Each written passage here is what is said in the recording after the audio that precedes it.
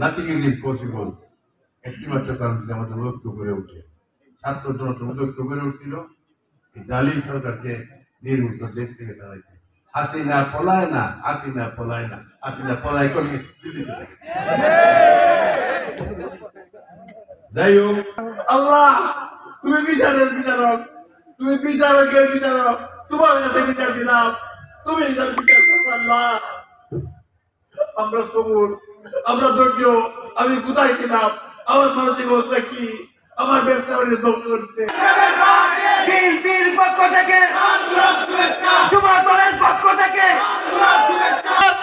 নির্বাচিত চেয়ারম্যান, সাবেক উপজেলা চেয়ারম্যান জনাব হাসান মোহাম্মদ শাহজাহান, মেয়র জনাব নাজিমুদ্দিন শামসু, জনাব নাজিমুদ্দিন শামসু, উপনেতা জনাব অ্যাডভোকেট আব্দুল হাই, জনাব অ্যাডভোকেট আব্দুল হাই মঞ্চে উপস্থিত হয়েছে।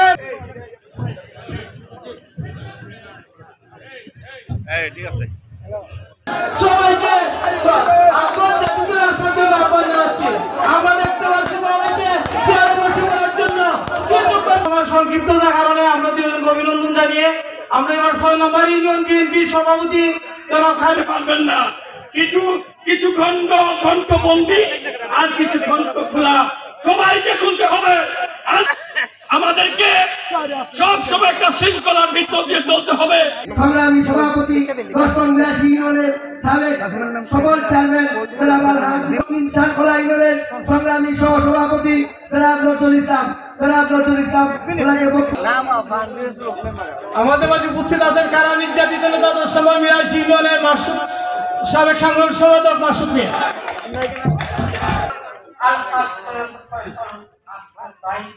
এবং মঞ্চে উপস্থিত আছেন সুযোগ্য শক্তিশালী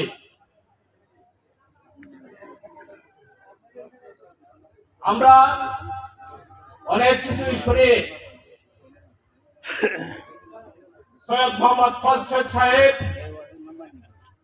যে নির্যাতন কান্ডারি হবেন আলহাজ সৈয়দ মোহাম্মদ ফজল সাহেব এবং এই অশীতকর বৃদ্ধ বয়স কথা কি বলতাম, আমি মেয়র হইলাম, প্রস্তুতি নিলাম, আমার প্রাণ প্রিয় মানুষ ফয়সল সাহেবরে আমি পৌরসভা থেকে একটা সম্বর্ধনা দিব।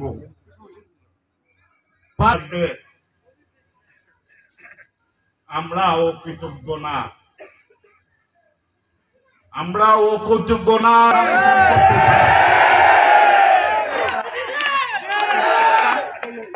কারণ করতে চাইছিলেন লিয়াকতের কি ইচ্ছা আছে।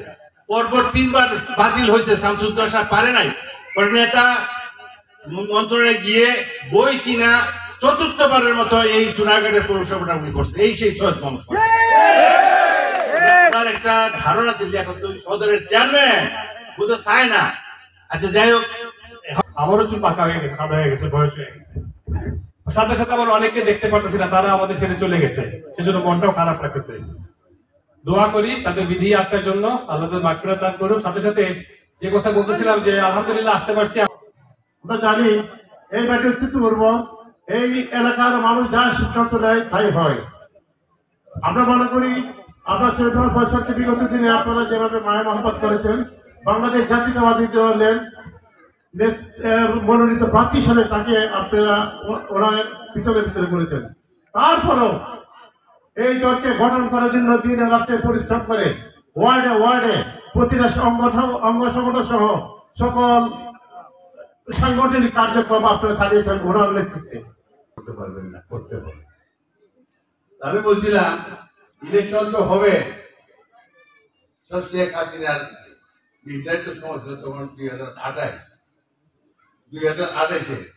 সেই পর্যন্ত বেঁচে থাকি, আর দুইটা কন্ডিশন, সেই পর্যন্ত বেঁচে থাকি, আর জো বাইডেন যদি আমেরিকা আবার ইলেকশন করে তাহলে ইনশাআল্লাহ প্রধানমন্ত্রী আমি ইলেকশন করবো, বা আগে বছর প্রথম করতে বইতে পারে। সেটার জন্য আপনারা মনের থেকে তাই উত্থাপন করছেন, ফয়সাল সাহেবকে আমরা চাই। ফয়সাল সাহেবকে দেখেন নাই বহুদিন যাবৎ, 15 বছর ফয়সাল সাহেব কোথায় ছিলেন? আমার প্রশ্ন, ফয়সাল সাহেব কোথায় ছিলেন? আজকে নির্বাচন করতে চান, যে কোন লোকই হোক, আমার আত্মীয় আসতে কেন আসছে আর রাজনৈতিক ভয় আসতেই না বইতে বইতে আমি তার সঙ্গে এইভাবে যে জুলুম হইতে অত্যাচার আমার বাড়ির রাষ্ট্র ধরি মামলা একবার না দুইবার না এখনো মামলা আছে আমি মাদক মামলা হবিগঞ্জে মামলা